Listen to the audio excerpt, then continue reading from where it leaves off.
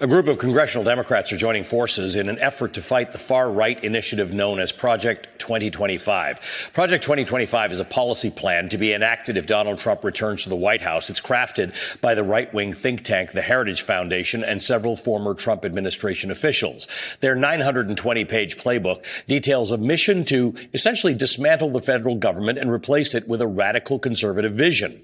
Joining me now is one of the congressional leaders who helped found the Stop Project 2025 task force, the Democratic Congresswoman Ayanna Pressley of Massachusetts, who's a great friend of the show. It's been too long. I'm glad to have you back here, Congresswoman. Thank you for being with us. Good to be with you. I would love to just talk to you about this, except that my colleagues over on the show the weekend before me had the president of the Heritage Foundation, Kevin Roberts, on. It was a bit of a jaw-dropping interview because he said all the quiet parts out loud, which is what Project 2025 is, which is why it's so important for people to understand that. How do you, in short form, tell people who don't know or understand the danger of this thing what this 920-page document is? Project 2025 is a chillingly similar McCarthyism 900-plus blueprint policy, not proposal. These are plans, and it's a transition plan.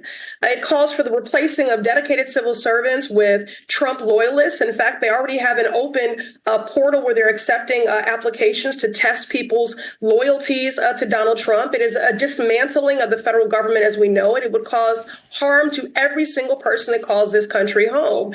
It would eliminate the Department of Education. It would eliminate critical Title I funding for K through 12 schools. It bans books. It bans abortion. It bans words like abortion, diversity, equity, and inclusion. And it's just been my experience in my 5 years in Congress that these extremists do not make threats. They make promises. And so we've established Project 2025, this task force, to raise public awareness about this, to use every congressional tool available to us, from oversight and accountability, to ensure that this does not become a reality. And although much of the implication of Project 2025 and this hateful, harmful policy blueprint and transition plan has focused on federal agencies, it also implicates the courts. I just want to, reference that given your earlier segment, because the Heritage Foundation and the same mega donors that have produced this are the same people that are influencing Supreme Court justices like Alito and Thomas, and who want to seat other justices like them on the bench. And so this cannot happen without the election of Donald Trump, Project 2025, and it cannot happen without the Supreme Court being enlisted as co-conspirators and accomplices, which is why, in my opinion, we need to expand the court. We need a binding and enforceable code of ethics and investigations into any justices with a history of corruption or impropriety on the court.